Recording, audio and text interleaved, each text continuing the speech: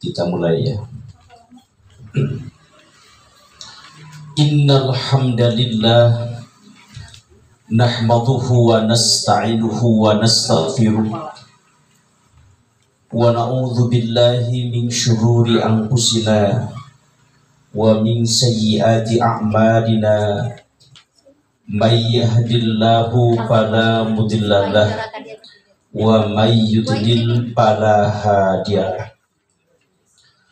Asyhadu an la ilaha illallah wahdahu la syarikalah wa asyhadu anna Muhammadan abduhu wa rasuluhu allazi la nabiyya ba'dah.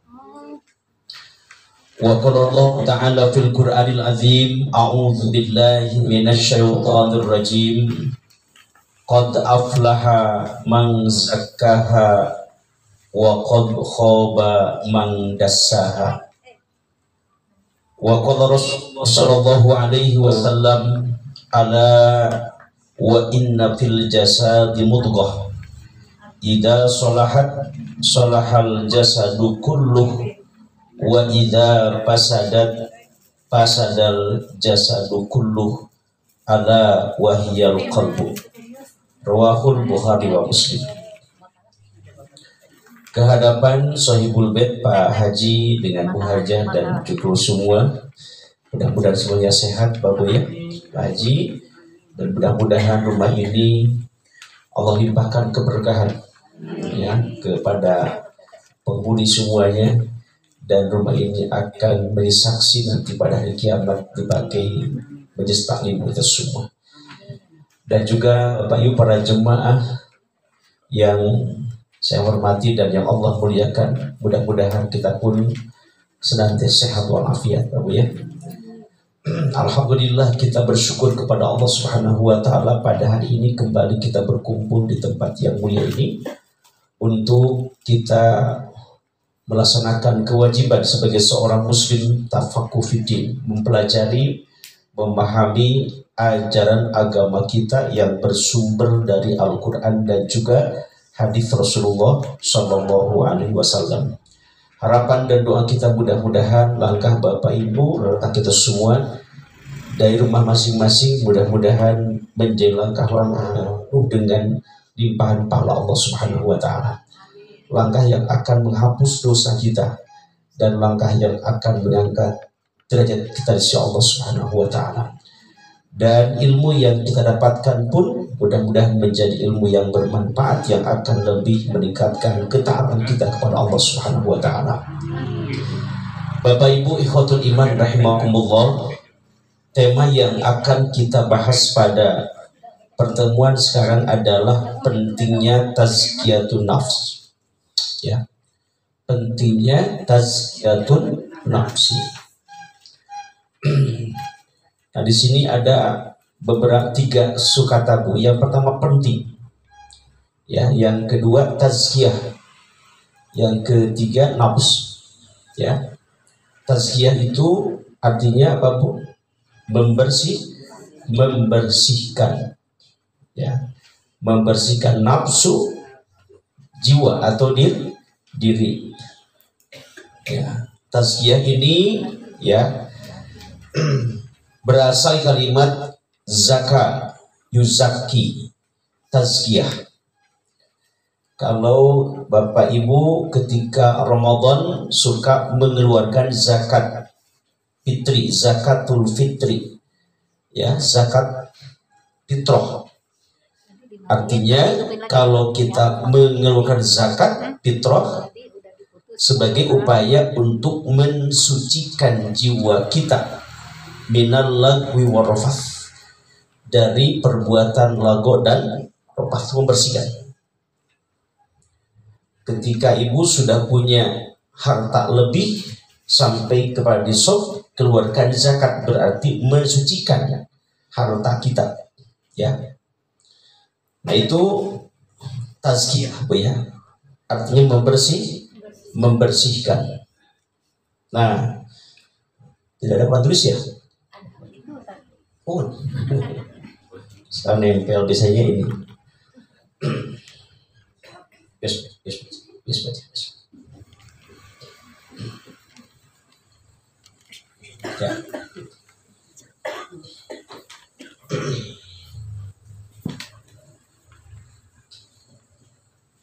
Jadi Bapak Ibu sekalian, dari tema ini ada beberapa subbahasan ya.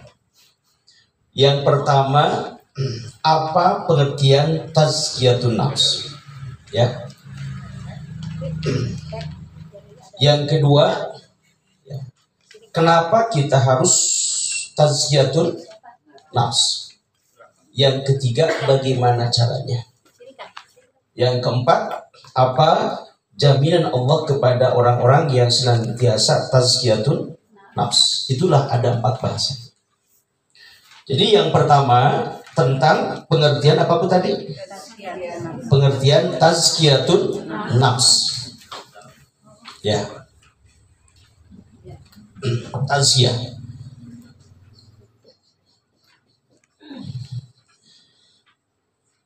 Tazkiyah aja ya. Nah, Bapak Ibu sekalian, tazkiyah itu ada 2 makna. Yang pertama bimakna tathir. Ya, tathir. Kemudian yang kedua ada bimakna an-numu. Ya.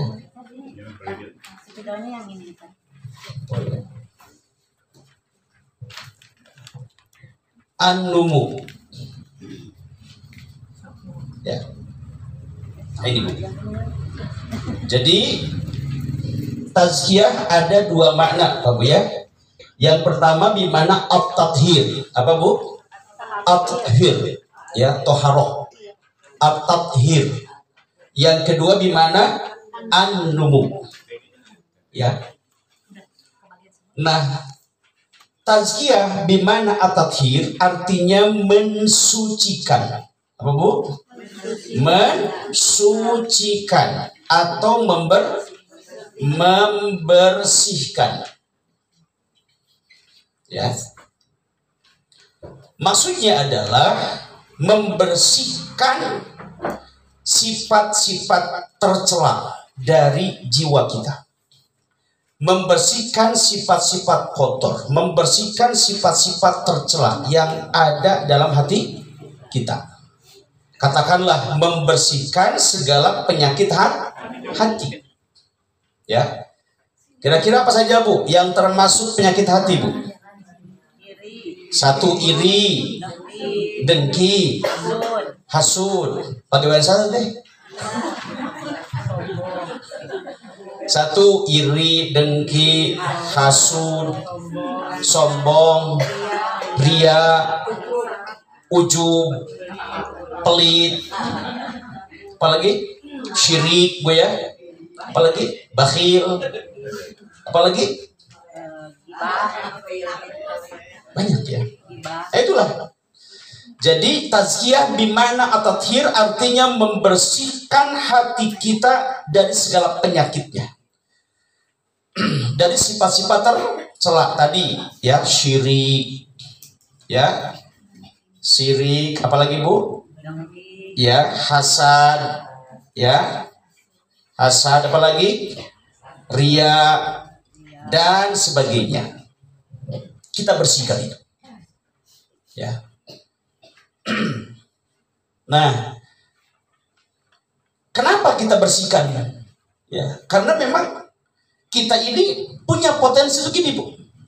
Fa'alhamaha fujuraha wa taqwaha. Allah mengilhamkan, Allah menanamkan dalam setiap diri manusia itu fujuraha, sifat-sifat fujur. Sifat-sifat tajir, tidak baik, syirik, hasad. Jadi semua orang itu pasti punya sifat ini. Ya, wa taqwaha, dan ada potensi ketakwaan. Nah, kita ini mau menumbuhkan dan mengembangkan potensi mana? Apakah potensi ini fujur atau potensi takwa? Gitu ya. Nah, maka di sini tazkiyah bimana at-tathhir, bimakna kita berupaya untuk membersihkan sifat-sifat fujur tadi. Sifat-sifat tidak baik dalam hati kita, dalam diri kita.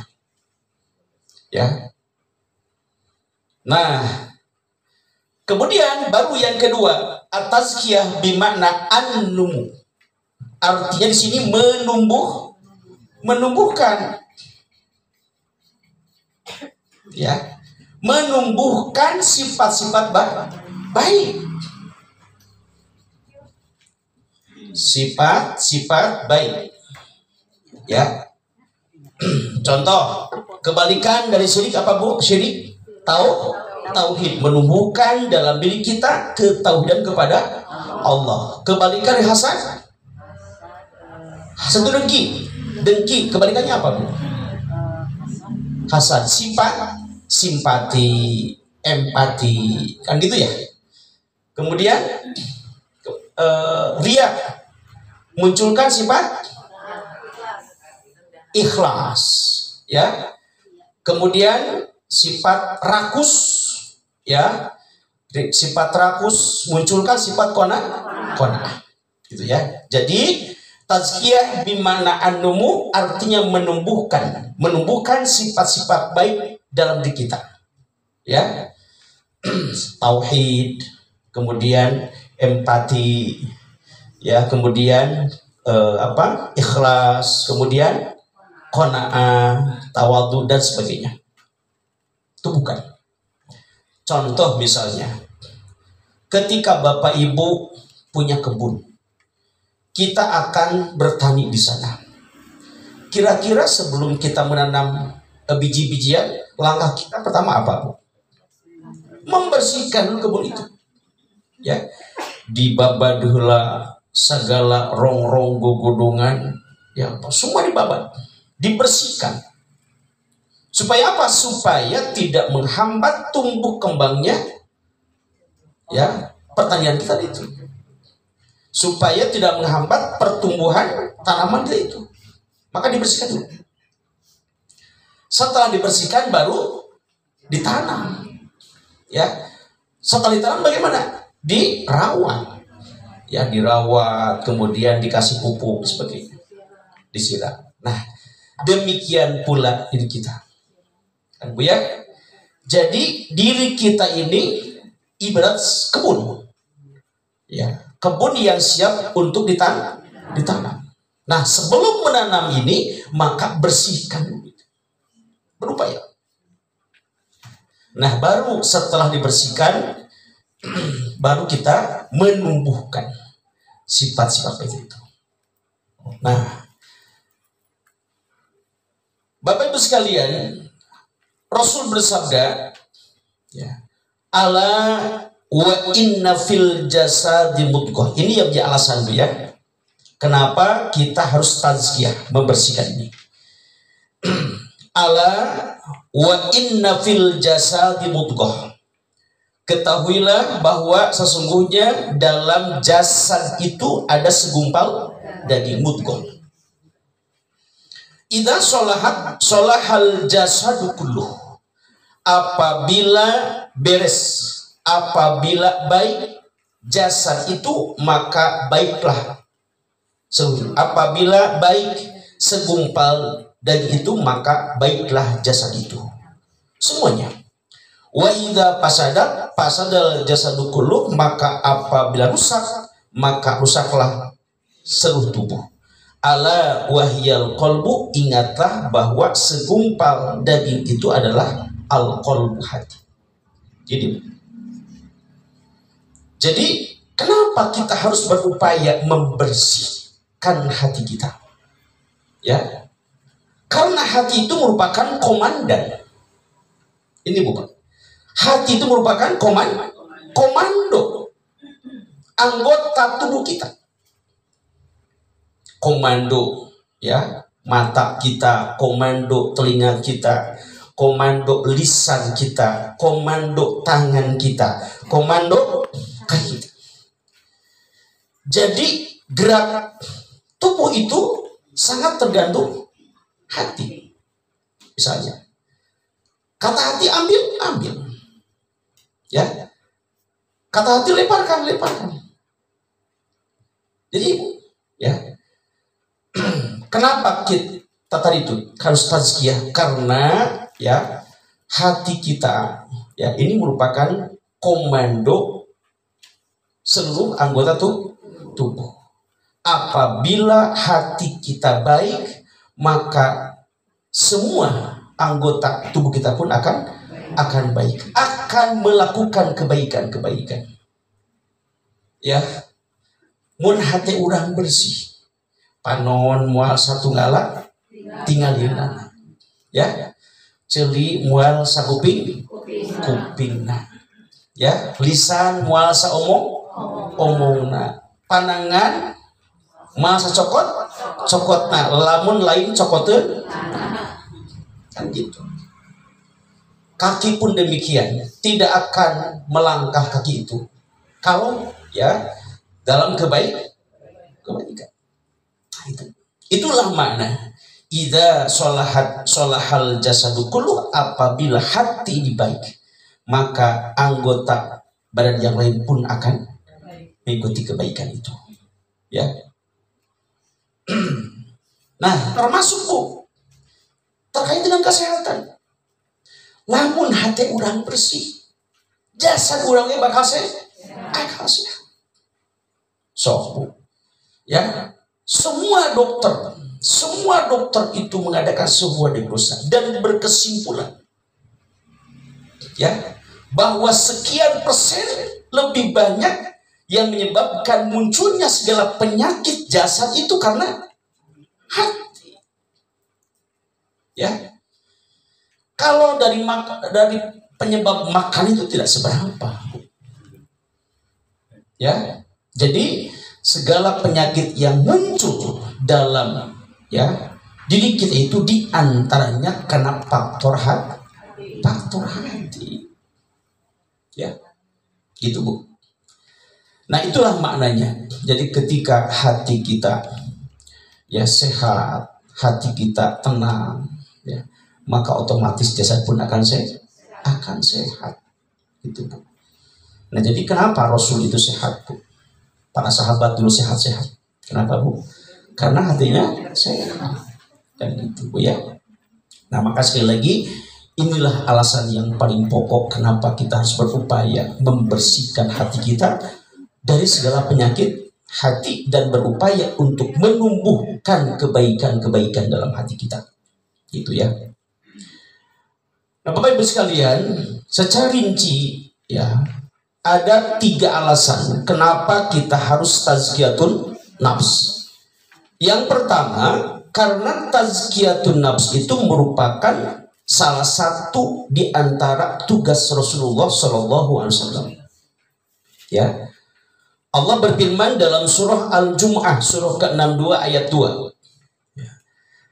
A'udzu billahi minasyaitonir rajim. Huwallazi ba'atsa fil ummiyina rasulan minhum yatslu 'alaihim ayatihi wa yuzakkihim wa yu'allimuhumul kitaba wal hikmah wa in kanu min qablu lafi dhalalim mubin. Ya. Huwallazi, dialah Allah. Alladzi ba'atsa fil ummiyin, yang telah mengutus kepada kaum yang ummi. Kaum yang itu kaum yang tidak bisa membaca, tidak bisa menulis, buta huruf. Rasulan, seorang rasul. Minhum, ya, dari mereka. Yatslu alaihim ayatihi, yang membacakan kepada mereka ayat-ayat Allah. Wa yuzakkihim, nah ini, dan membersihkan mereka. Wa yu'allimuhumul kitab, dan mengajarkan kepada mereka Alkitab, yakni Al-Quran, wal hikmata, dan hikmah bimana as-sunnah. Wa in kanu min qablu lafi dhalalim mubin, dan sungguh keadaan mereka sebelum itu lafi dhalalim mubin, benar-benar ada dalam kesesatan yang nyata. Nah, pada ayat ini Bapak Ibu sekalian, tugas Rasul itu pertama yatlu alaihim ayati, membaca ayat-ayat Allah secara umum, baik ayat kauniyah maupun ayat Quran. Nah, yang kedua wa yuzakkihim, tugas Rasul itu membersihkan mereka, membersihkan jiwa mereka, membersihkan akhlak mereka bangsa Arab waktu itu yang sangat tercela. Kita kenal bangsa Arab sebagai bangsa yang bodoh, jahiliyah. Bukan bodoh tidak bisa menghitung, Abu ya, mereka itu sebagai ahli bisnis. Tetapi mereka bodoh dengan kebenaran. Mereka tidak tahu mana syirik, mana tauhid. Tidak tahu mana iman, mana kufur. Tidak tahu mana halal, mana haram. Tidak tahu mana akhlakul karimah, mana akhlakul mazmumah. Ya, itulah dikatakan bodoh. Setiap hari yang mereka lakukan itu 5M. Apa Bu? Mabuk, ya, madot, maling, apalagi? Ya, maksiat dan sebagainya. Itulah kebiasaan bangsa setiap hari, Bu. Mabuk, ya, berzina, kemudian berkelahi, berperang, judi, menyembah berhala. Itulah kebiasaan mereka. Ya. Nah, maka Rasul diutus oleh Allah ke tengah-tengah mereka. Diutus dari golongan mereka, dari kaum mereka sendiri. Bertugas untuk wa yuzakkihim, membersihkan jiwa mereka dari akhlak-akhlak yang tercela itu. Nah, sehingga dengan usaha perjuangan Rasulullah berdakwah kepada mereka selama berapa tahun, Bu? Selama 23 tahun. Di Mekah berapa tahun? 13 tahun. Di Madinah 10 tahun. Apa yang terjadi? Luar biasa perubahannya. Yang asalnya sebagai bangsa yang jahiliyah, bangsa yang tidak beradab, bangsa yang tertinggal, ya, luar biasa.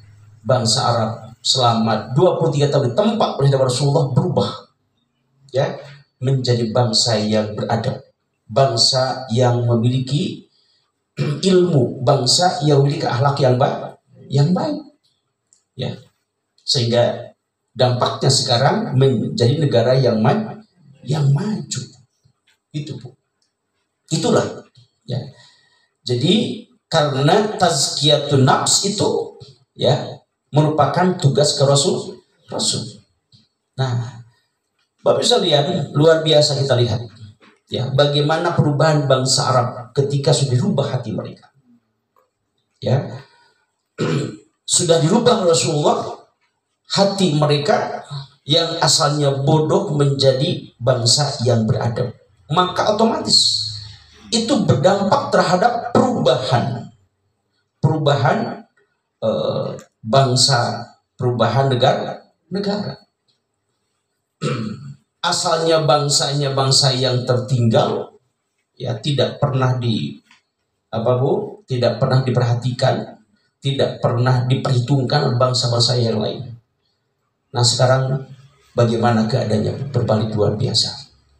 Itu berawal dari dasarnya tazkiyatun nafs, ya.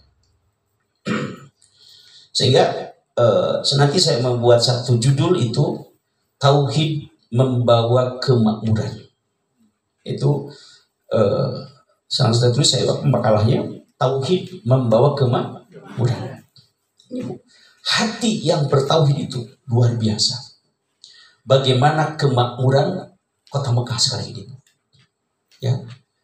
Coba, Bu, kalau kita pikirkan di Mekah itu, ya, mereka hidup di tanah yang gersang, ya, tidak ada tumbuh-tumbuhan, tidak ada binatang ternak yang lainnya. Mereka itu hidup di tanah yang gersang, tandus, yang ada hanya batu dan pasir. Tapi luar biasa, Bapak Ibu. Bagaimana kita lihat ketika haji, ketika umroh, ya, buah-buahan berlimpah, ya. selama 40 hari di sana saya melihat, yaitu buah-buahan Bu masuk ke kamar setiap hari, apel, pisang, ya, buah pir dan buah-buah yang lain itu masuk dengan buah-buah yang berkualitas, sampai-sampai tidak termakan itu Bu. Begitu pulang jemaah, ada jemaah yang iseng itu, yang ngumpulkan, ya, di kamar-kamar itu, di sweeping, ya, diambilan apel itu sakarung Bu, masya Allah, karena tidak termakan oleh jemaah. Begitu berlimpahnya Bu buah-buahan di sana, makanan pun luar biasa, ya.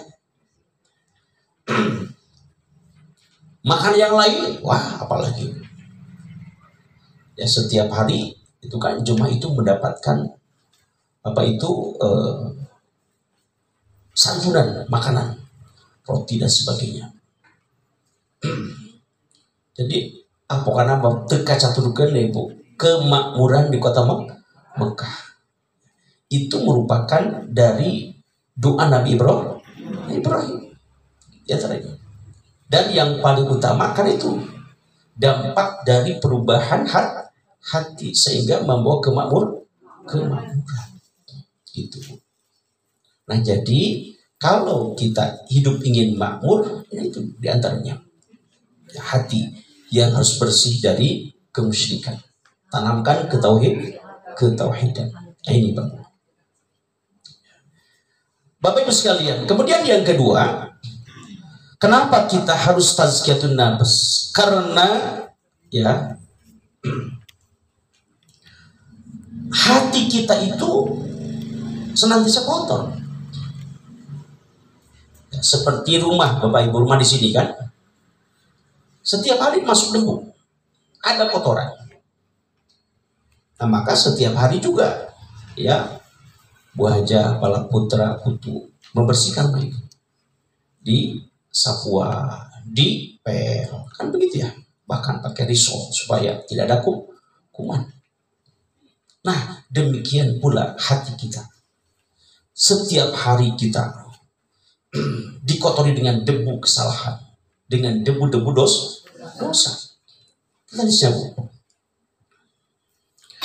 Ya, an Abi Hurairah radhiyallahu anhu qala Rasulullah sallallahu alaihi wasallam, innal mu'mina idza adnaba kanat nuqtatun saudaun fi qalbi. Kata Rasulullah, innal mu'mina, sesungguhnya orang mukmin, idza adnaba, apabila dia berbuat dosa, kanat nuqtatan saudaan, kanat nuktatun saudaun fi qalbi, maka dosa itu menjadi nokta hitam fi qalbihi, dalam hatinya. Ya. Satu kali kita berbuat dosa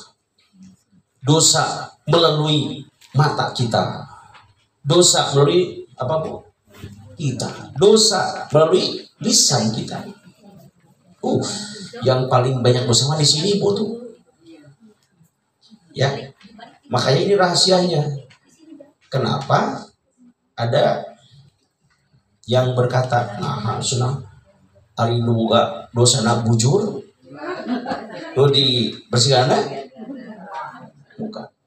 Ya. Apa hubungan bujur dengan muka? Nah, Bapak Ibu sekalian, di sini nih bagian kepala kita yang banyak dosa itu. Dosa dari pandangan kita, dosa dari pendengaran kita, dosa dari lisan kita. Luar biasa. Ya. Apabila kita berbuat dosa, maka dosa itu menjadi nokta hitam. Noda hitam yang menempel dalam hati kita. Nah, fa in taba wa naza'a wastaghfara sukina qalbu, maka apabila kita bertobat kepada Allah, beristighfar kepadanya, maka hati itu akan kembali bersih. Ya. Nah, fa in ada ronat hatta yuglaqa biha qalbu, fadzalika alladzi dzakarallahu azza wa jalla fi kitabihi kallabal rona ala qulubihim ma kanu yaksibun.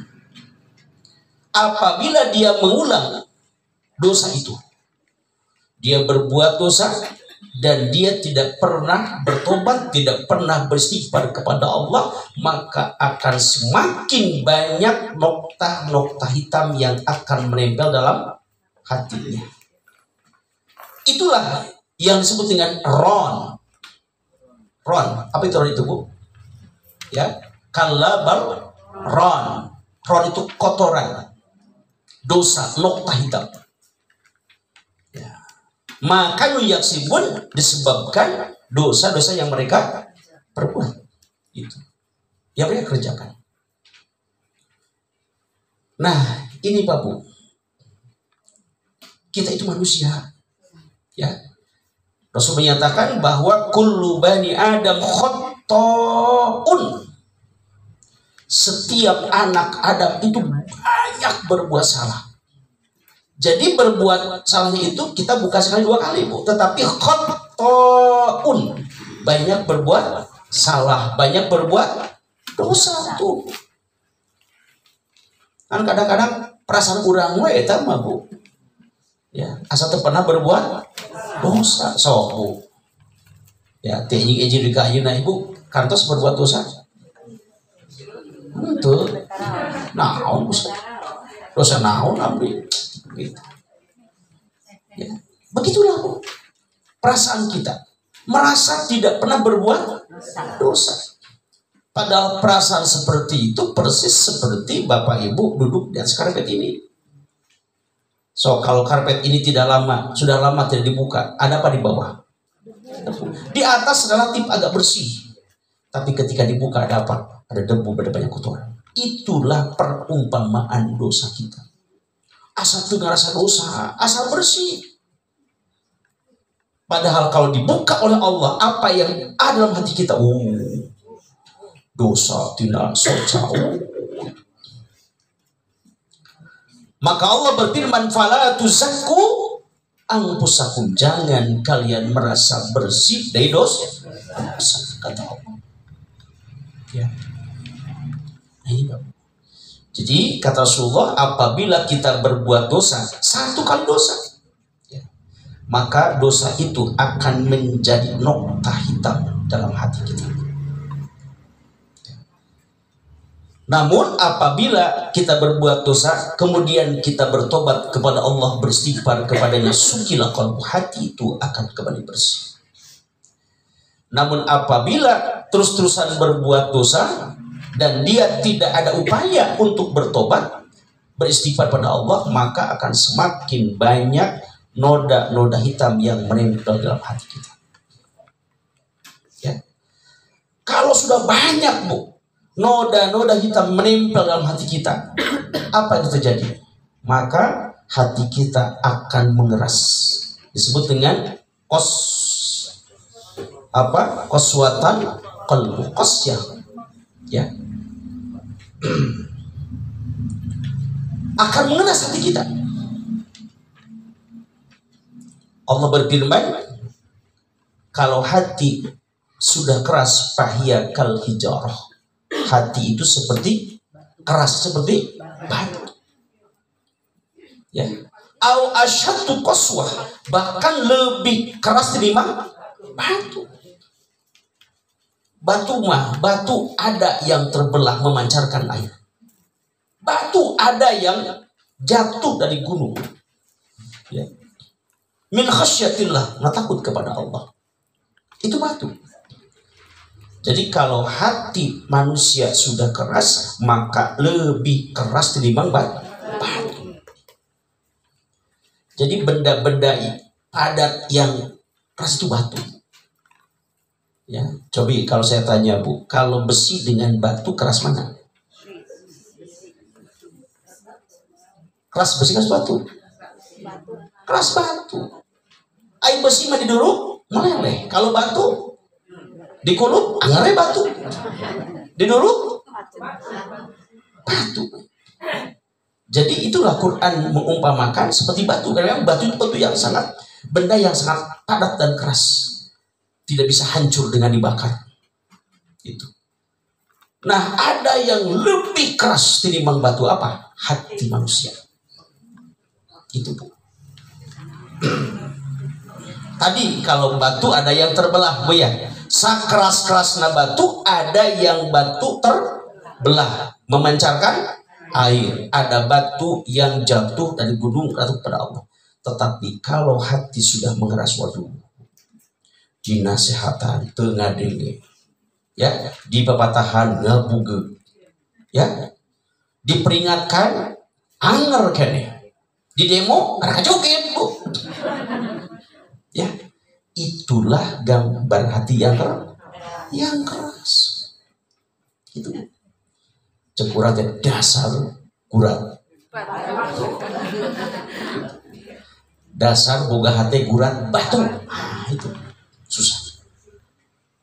Nah, kalau sudah hati seperti itu, maka khatamallahu ala qulubihim. Allah mengkhatam, Allah mensegel hati itu, mengunci mati hati mereka. Dikunci. Ya. Kemudian ketika hati itu dikunci, maka Allah pun menutup penglihatan mereka, menutup pendengaran mereka, semuanya tutup. Tidak lagi masuk hidayah Allah. Nauzubillah. Seperti orang Bani Israil. Nah, Bapak Ibu sekalian, maka itulah banyaknya kerusakan yang terjadi sekarang ini di negara kita. Di antaranya karena banyaknya orang-orang yang memiliki hati batu, hati keras. Ya, para pejabatnya sebagian besar yang memiliki hati yang keras, masyarakatnya pun sama.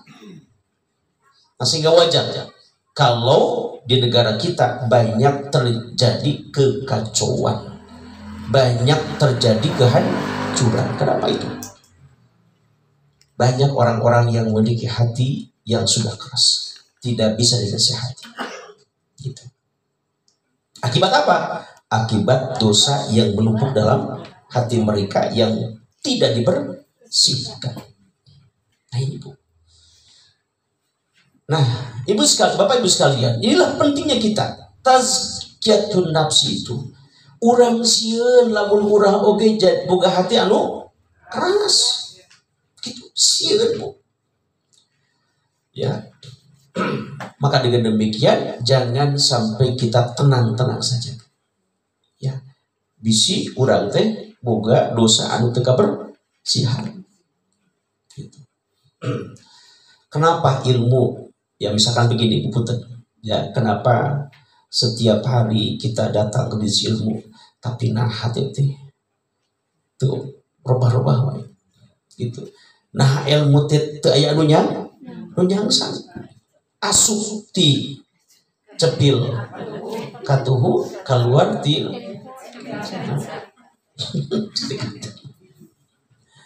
ya, nah itu. Oh, mungkin karena hati kita masih kotor, jadi ilmu tidak masuk. Ya, seperti air di atas daun gerolongan gitu.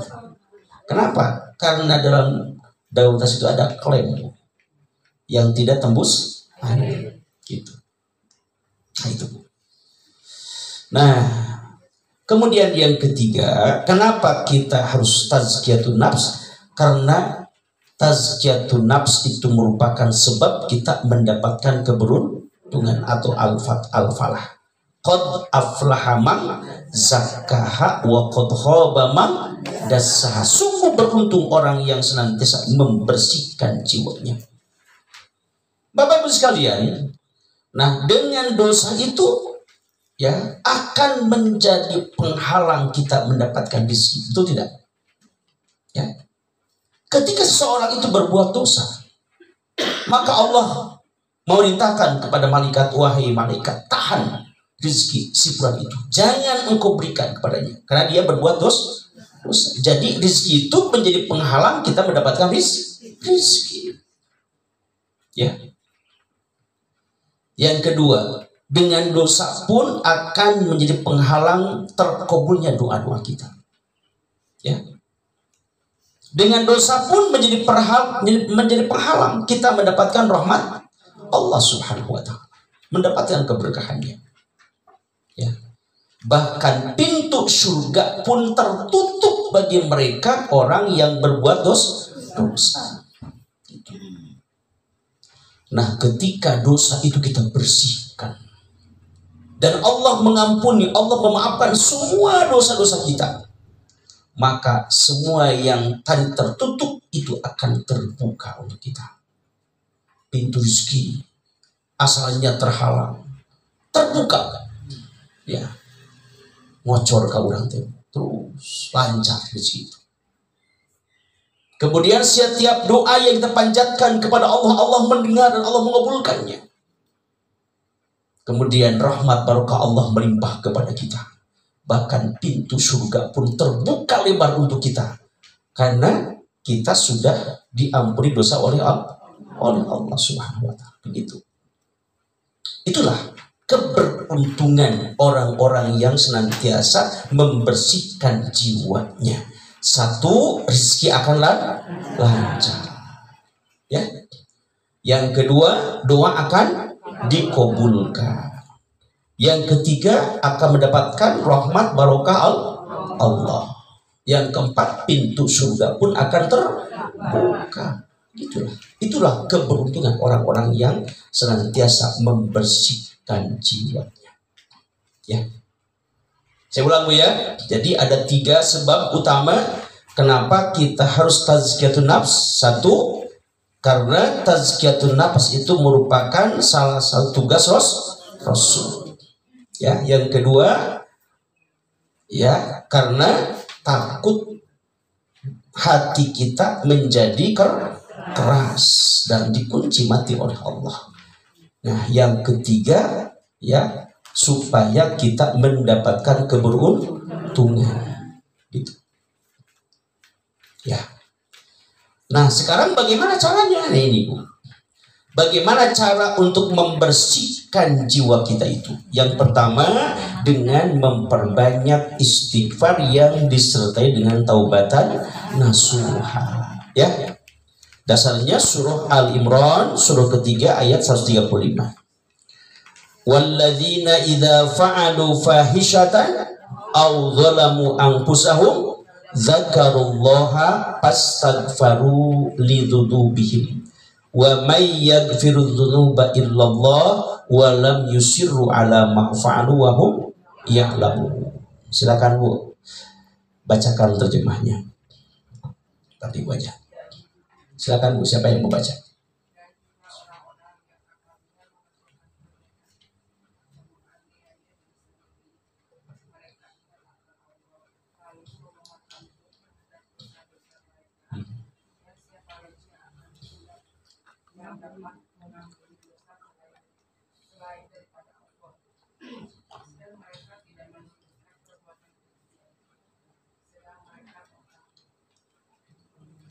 Ya. Baik. Walladzina idza fa'alu fahisyah, dan orang-orang yang apabila dia berbuat fahisyatan, perbuatan keji, au zalamu anfusahum, atau mereka menganiaya diri mereka sendiri. Al-Imam Ibnu Katsir menjelaskan bahwa yang dimaksud dengan fahisyah itu perbuatan zina misalnya. Kalau zalim terhadap diri sendiri artinya orang yang berbuat dosa padahal dia tahu kalau itu dosa dia lakukan. Nah, dengan dia berbuat dosa seperti itu termasuk zalimu li nafsi atau zalamu anfusahum. Ketika dia telah berbuat fahisyah dan menganiaya diri sendiri, zakarullah, segera dia ingat kepada Allah, takut dengan azabnya. Fastaghfaru lidzunubihim, lalu dia beristighfar, memohon ampun atas dosa-dosanya. Wa may yaghfiru dzunuba illallah, dan dia yakin bahwa tidak ada yang akan mengampuni dosa-dosanya kecuali Allah.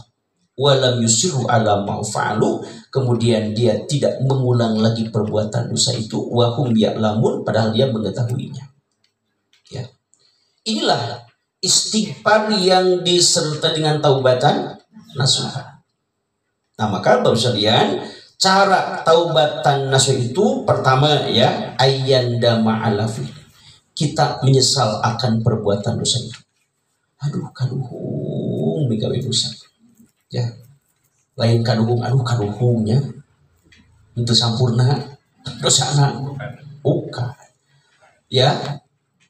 Menyesal dengan perbuatan dosa itu. Nah, itu pakai pikir. Ya. Yang kedua, beristighfar. Beristighfar kepada Allah. Astaghfirullah inni kuntu minadh dhalimin. Ya.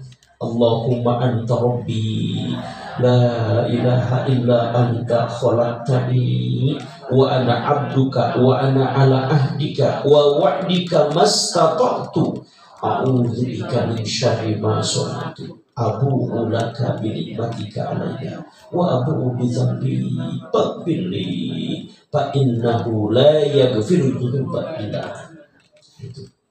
Akui dosa itu, mohon ampun kepada Allah, dan kita yakin hanya Allah yang akan mengampuni dosa kita. Setelah itu kemudian ya, walam yusiru ala ma fa'alu, neuk leker melah jantung. Nah, itu. Bahasa Al-Qur'an walam yusiru ala ma fa'alu artinya apa? Tidak mengulang lagi perbuatan dosa itu. Kalau bahasa kita neuk leker melah jantung, mual sekali-kali. Ya, mual sekali-kali. Bukan deui, bukan. Ya. Nah itu. Nah kemudian diikuti dengan kebaikan yang kedua. Nah kemudian satu hadisnya, Anil Aghar bin Yasar Al-Muzni radhiyallahu anhu qala Rasulullah sallallahu alaihi wasallam, ya ayyuhan nas tubu ilallah wastaghfiruhu fa inni atubu fil yaumi atamarrah. Ini saya berulang-ulang membahas ini punya supaya menjadi pengingat kita. Ya. Da Qur'an gitu Bu. Qur'an oge berulang-ulang kan ya. Itu di nasihat berulang-ulang. Saya pun begini. Ya, membahas, menyampaikan ini berulang-ulang. Sugan we atuh. Nah, kusingna urang nguping teh bisa mengamalkan. Ya, nih Rasul bersabda, ya ayuhan nas, wahai manusia, tubu ilallah, bertobatlah kalian kepada Allah. Wastaghfiruhu, dan mintalah ampun kepadanya. Fa inni atubu fil yaumi mi'ata marrah. Sesungguhnya aku bertobat kepada Allah, beristighfar kepadanya dalam satu hari, fil yaum mi'ata marrah, 100 kali. Luar biasa Bu. Rasul itu orang yang sedikit dosanya, tetapi banyak istighfarnya. Jarang berbuat salah, tetapi banyak istighfarnya. Nah kita manusia biasa yang terkadang banyak berbuat salah, banyak berbuat dosa. Idealnya kita ini harus lebih banyak istighfarnya dibanding Rasul. Tapi terkadang sebaliknya ya. Rasulullah sedikit-sedikit istighfar, sedikit-sedikit tobat. Ari urang mah sedikit istighfarnya, sedikit tobatnya. Begitu ya. Rasulullah sedikit dosa, banyak istighfar. Ari urang banyak dosa, sedikit istighfarnya. Nah, gitu. Ya. Nah makanya Bu, target kita sehari istighfar 100 kali itu. Itulah target kita. Target kita sehari ya istighfar berapa kali? 100 kali. Coba Ibu. Dan walami mual seperti Bapak Ibu. Ya, dia rahmatullah. Nah, seperti Bapak Ibu zikir ba'da sholat tasbih. Subhanallah, subhanallah, subhanallah, subhanallah. Berapa menit itu? Ya, berapa menit Bu? Bukan menit mual. Komo Ibu mustafis bisa. Ya, subhanallah, banallah. Bisa lupa. Ya. Nah, istighfar oke Bu, targetkan sehari 100 kali. Ya. Boleh dihitung Astagfirullah, astagfirullah, astagfirullah, astagfirullah, astagfirullah, astagfirullah, astagfirullah. Minimal 100 kali istighfar. Bukan istighfar. Ya. Dan orang liga dosa dari istighfar we kan bae. Ya. Dan orang teh manusia kan tuh ya, mual tiasa lepas tina dosa. Begitu. Jadi pertama istighfar. Kapan kita beristighfar? Boleh kapan saja. Ya, baik siang malam, baik siang maupun malam.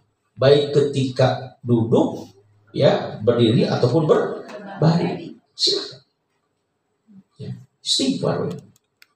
Nahnya dalam hadis itu ya, dalam Al-Qur'an ya, istighfar yang paling utama itu adalah bil ashar, beristighfar di waktu beristighfar di waktu sahur, kira-kira 3:30 setelah Bapak Ibu selesai sholat qiyamul lail, sholat tahajud, nah itu perbanyak istighfar. Ya, astagfirullah, astagfirullah, astagfirullah.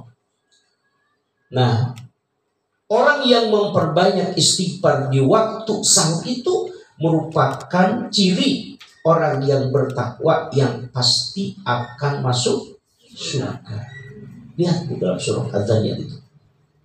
Ya. Bahwa innal muttaqina fi jannati wa uyun. Sesungguhnya orang-orang yang bertakwa itu fi jannati wa uyun, dalam surga yang banyak mata airnya. Nah, di antara ciri orang yang bertakwa yang ada dalam surga itu adalah siapa?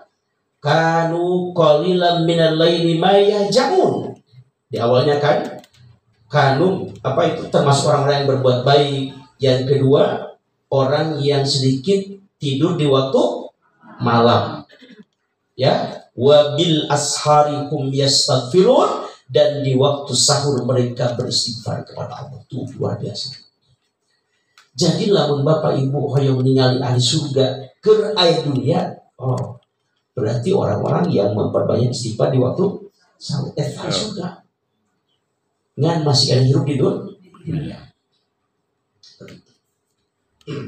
Pokoknya Bu, jangan kalau saya katakan dzikir yang paling utama ketika waktu sahur itu adalah beristighfar. Ya.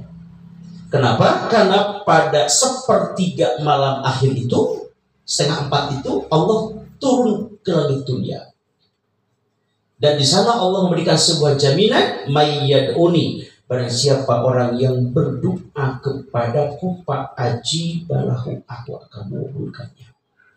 Wa mayyas'aluni fa'utihi, barang siapa orang yang minta apapun kepadaku di saat ini, aku akan memberikannya.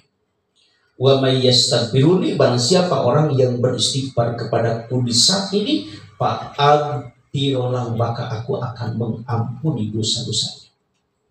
Ya, wala ubali, kata Allah.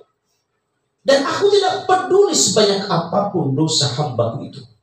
Kalaupun dosanya seperti awan di langit, kalaupun dosanya seperti buih di lautan, bahkan kalaupun dosanya sepenuh bumi ini, dia beristighfar kepadaku, fa'aghfirlahu, aku akan mengampuninya. Kenapa? Inna rahmati sabaqat ghadabi, kata Allah, karena rahmatku telah mengalahkan kemurkaan. Artinya rahmat Allah jauh lebih besar dibanding kemurkaan. Alah, urang luar biasa. Cara tobatnya enteng pisan. Ya. Cara tobatnya gampang pisan. Sok Bu, ya, saha itu bisa istighfar. Itu ya. Itu mudah nih, astagfirullah. Sok Bu, kapungkur mah orang Bani Israil. Kumaha Bu cara tobatna? Nah, kata Allah, sok anjeun dek tobat mah. Kami dek ngampura dosa anjeun dengan syarat kamu kudu ngabunuh diri sorangan. Tuh, Bu. Syarat orang Bani Israil mah dek tobatnya kudu ngabunuh sorangan. Ibu kerasa tuh? Menikah dari sunnah. Ya, kita mampu sebagai umat Rasul yang memberikan memiliki ajaran yang sangat mudah, sangat ringan. Ya, tidak memberatkan, tidak mempersulit. ya, tetapi memiliki pahala yang besar dan juga ampunan dari dosa. Cara tobat cukup dengan istighfar. Masya Allah. Ya, maka dengan demikian, sok Bapak Ibu sekalian, ya, jadi utamakan beristighfar pada waktu sahur. Astagfirullah, astagfirullah, astagfirullah. Nah kemudian yang berikutnya, nah ini Bu, poin yang kedua, caranya dengan segera melakukan amal soleh yang akan menghapus dosa itu. Ya, miliki sifat takwa. Lakukan amal soleh yang akan menghapus dosa. Hadisnya an Mu'adz bin Jabal radhiyallahu anhu an Rasulillah sallallahu alaihi wasallam qala ittaqillaha haitsuma kunta wa adbi'is sayyi'atal hasanata tamhuha wa khaliqin nasa bi khuluqin hasan. Bertakwalah engkau kepada Allah dimanapun engkau berada. Wa atbi'is sayyi'atal hasanah, dan ikuti setiap perbuatan dosa, setiap kejelekan dengan kebaikan itu. Tamhuha, niscaya kebaikan itu akan menghapus dosa-dosa kita. Ya. Jadi setelah istighfar, nah ikuti dosa itu dengan kebaikan, dengan amal soleh. Orang minggu dosa, astagfirullah, ya, kita bersedekah, kita berwudu, ya. Saya suka kadang-kadang kok kalau membuka HP, ya, buka internet, ya, ayo langkung penampakan, paling begitu, masya Allah, ya, penampakan yang indah-indah itu. Ya, masya Allah. Tadi tinggali, dah tinggali. Tapi terasa pening sini, masya Allah. Langsung berwudu. Ya. Itulah ikuti setiap perbuatan dosa dengan kebaikan. Segera sedekah. Tamhuha, niscaya kebaikan itu akan menghapus dosa. Contoh Bu, misalnya ini ada air yang keruh, misalnya bekas kopi, ya di sini. Kemudian diisilah gelas ini dengan air putih, ya sampai luber terus. Apa yang terjadi? Ya, air yang ada dalam gelas ini akan bersih. Tadi air yang hitam bekas kopi itu kan hilang, keluar, ya. Nah, itulah filosofinya. Gambaran ketika kita berbuat dosa, berbuat kesalahan, diikuti dengan kebaikan tadi itu. Seperti air yang kotor diisi, seperti gelas yang kotor diisi dengan air yang benih, akan ya berganti dengan air yang bersih. Begitu. Faulaikal ladzina dilunahum sayyiati hasanah. Itulah orang-orang yang diganti oleh Allah kejelekannya dengan kebaikan. Gitu. Ya. Jadi ikuti setiap dosa dengan kebaikan. Kebaikan apa saja? Semua kebaikan. Allah berfirman, innal hasanati yudhibus sayyi'at. Semua kebaikan itu akan menghapus dosa dan kesalahan kita. Gitu, ya. Luar biasa Bu. Kalau saya melihat dalam Al-Quran dan juga hadis, ya begitu banyaknya cara-cara yang Allah ajarkan kepada kita untuk menghapus dosa. Begitu banyaknya sarana untuk menghapus dosa kita. Ya, daripada dosa kita, daripada dosa itu, ya lebih banyak sarananya, lebih banyak caranya. Begitu.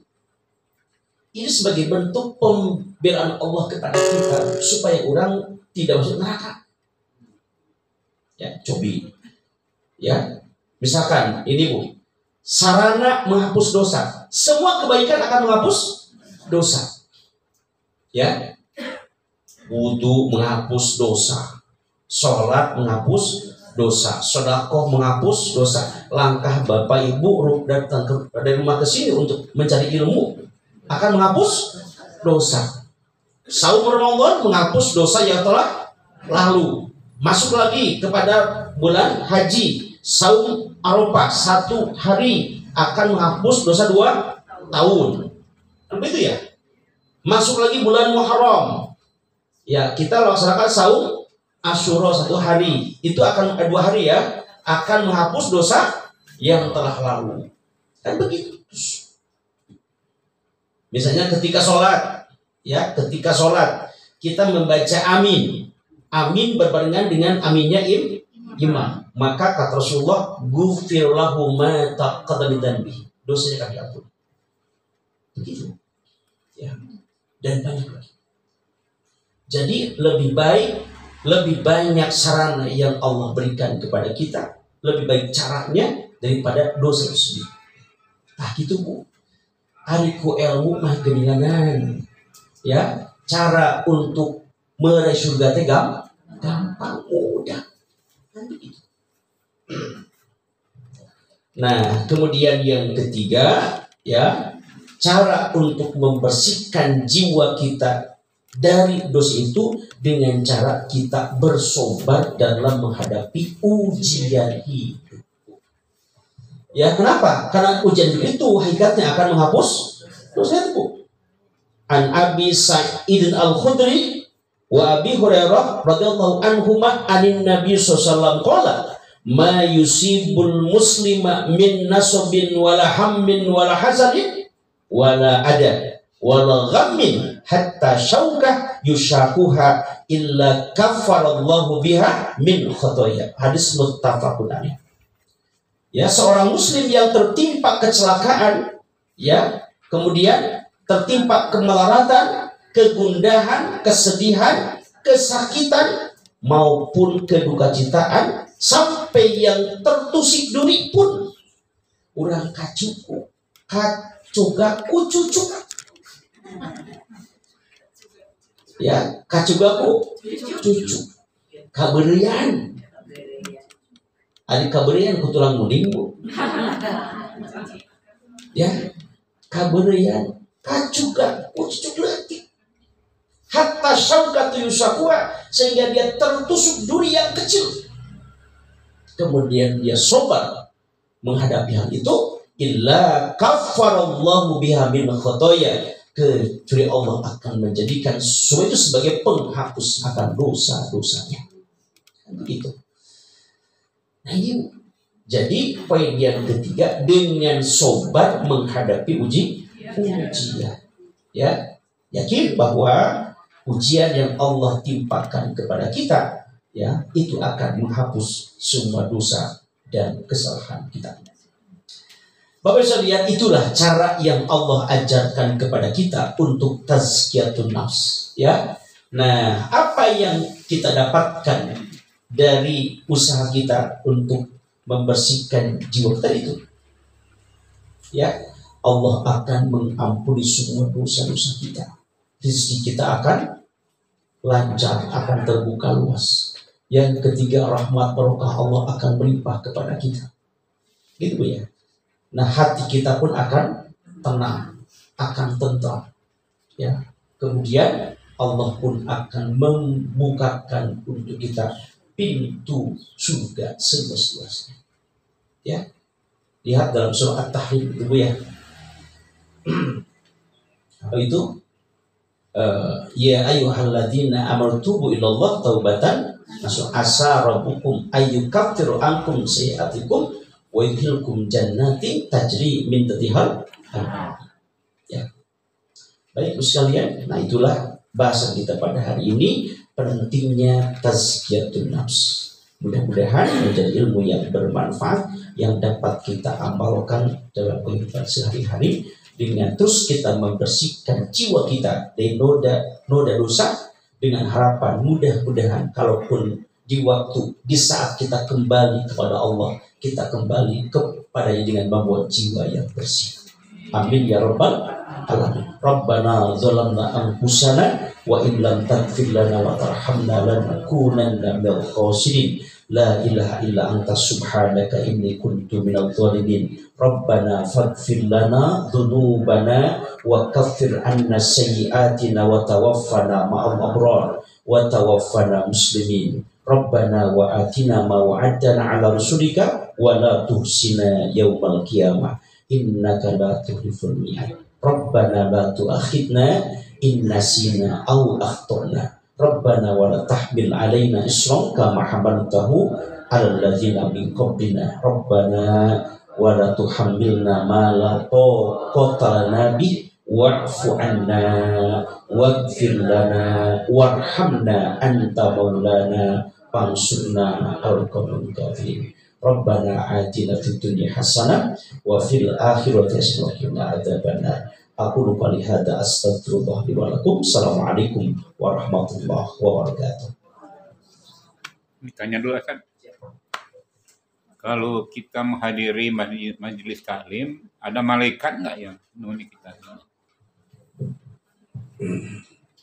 Nah, Rasul bersabda, majtama'a qaumun fi baitin min buyutillah yatluna kitab Allah wa yatadarasunahu illa nazalat alaihimus sakinah wa ghasyiyatuhumur rahmah wa hafathumul malaikah wa dzakarahumullahu biman indah.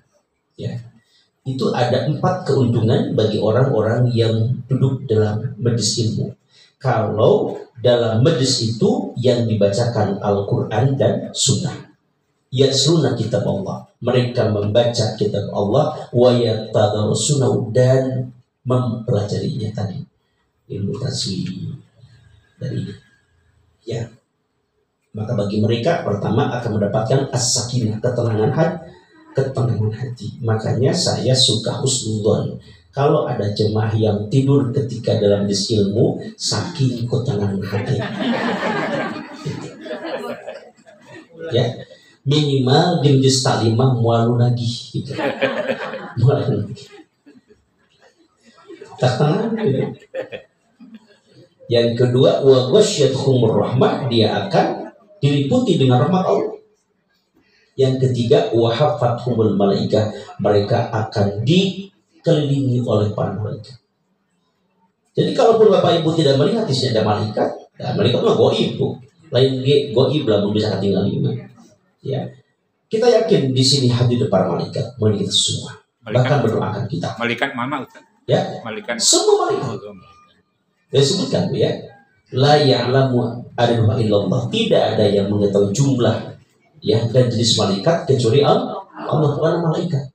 Malaikat datang hadir di sini mendoakan kita, Allahumma gfir lahu, Allahumma arhamhu, ya Allah ampuni mereka, ya rahmati mereka.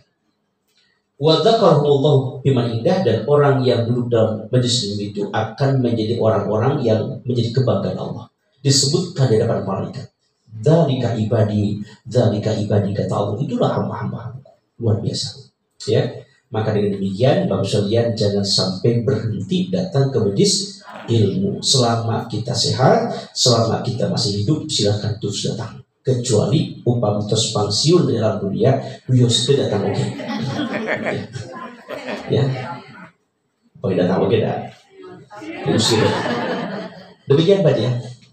Ya, ada ibu. Ada lagi Bu pertanyaan. Ya, silakan Bu untuk bulan depan yang mau dibahas tentang apa silakan. Bisa ada request. Ini kan kita bab ibadah, bab umum, ya mau apa lagi? Ya, yang diperlukan. Jadi kita itu membahas ilmu yang memang Bapak Ibu belum paham dan untuk kita amalkan. Pakai ming. Assalamualaikum.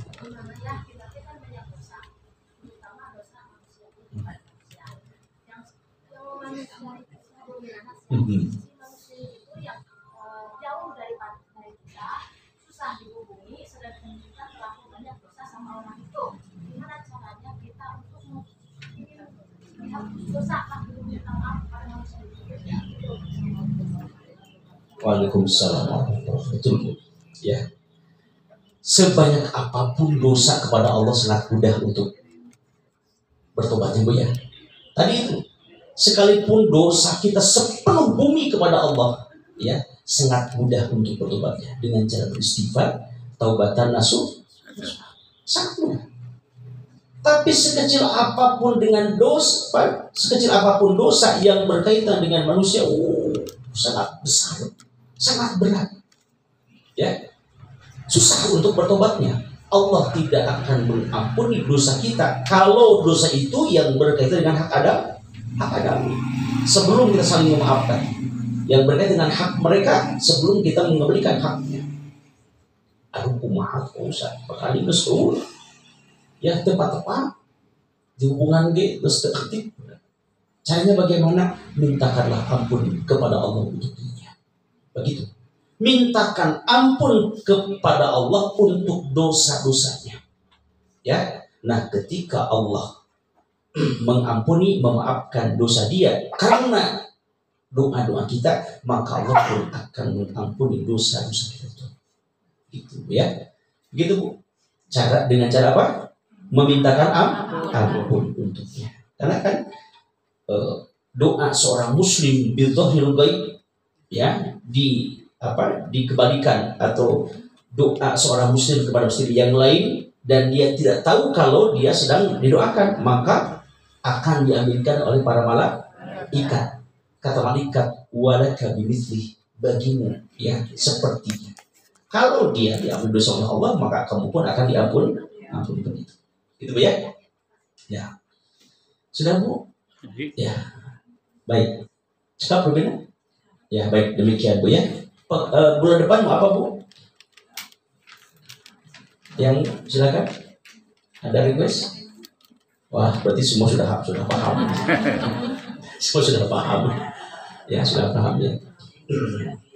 Ya, baik. Demikian, Allahumma anfa'na bima 'allamtana wa 'allimna ma yanfa'una warzuqna ilman yanfa'una. Itu terakhir Bu ya, ada brosur. Nah, ini silakan saja Bapak Ibu yang akan mesantrenkan putra putrinya ya di Darul Mutakin, silakan. Ada boarding school.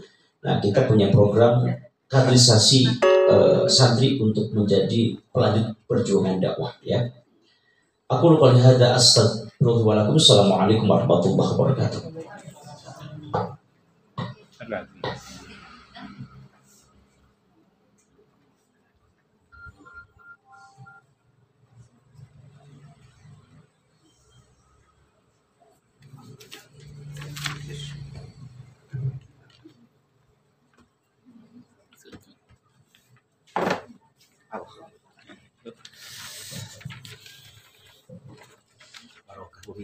Bapak, Ibu-ibu, demikianlah tadi tausiah yang telah disampaikan oleh Bapak Ustadz Dayat Supriyatna yang telah membahas mengenai tazkiyatun nafs. Apa Bu tadi? Tazkiyatun nafs artinya?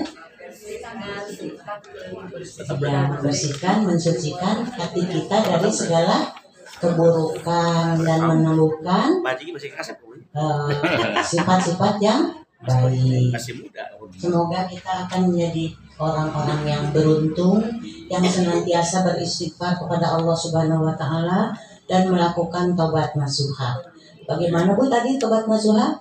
Satu, benci kepada dosa-dosa yang telah kita lakukan. Kedua, beristighfar. Ketiga,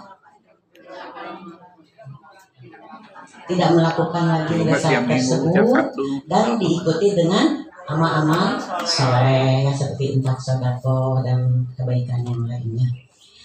Ya, demikianlah ibu-ibu, dengan berakhirnya tausiah tadi maka berakhir pula acara kita pada siang hari ini. Terima kasih atas segala perhatian, mohon maaf atas segala kekurangan dan kehilapan. Aku qouli hadza astagfirullah wa lakum. Rabbana atina fid dunya hasanah wa fil akhirati hasanah wa qina adzabannar. Aku qouli hadza astagfirullah wa lakum. Wassalamualaikum warahmatullahi wabarakatuh. Waalaikumsalam. Ustaz hatur nuhun kana sagarupi anu tos dinungikeun, mugi sing janten amal saleh kana Ustaz. Mugi Ustaz setelasna aya acara panginten mugi dipaparing kalancaran, kemudahan sareng kasehatan. Allah maparing perlindungan. Persiapan aplikasi sekolah pada saat ini. Segala Banyak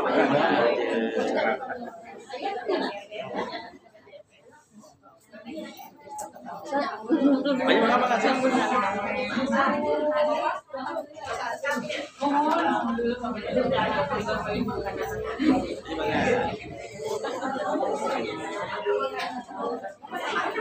Aja abdi bari abdi DKI. Baca jasa itu. Aduh. Calon politik. Calon politikus harus ya. Jadi harus mau jadi anggota parlemen. Kalau kita perjuangan dakwah di parlemen ya. Baca Pak. Lama nggak non, terus amin.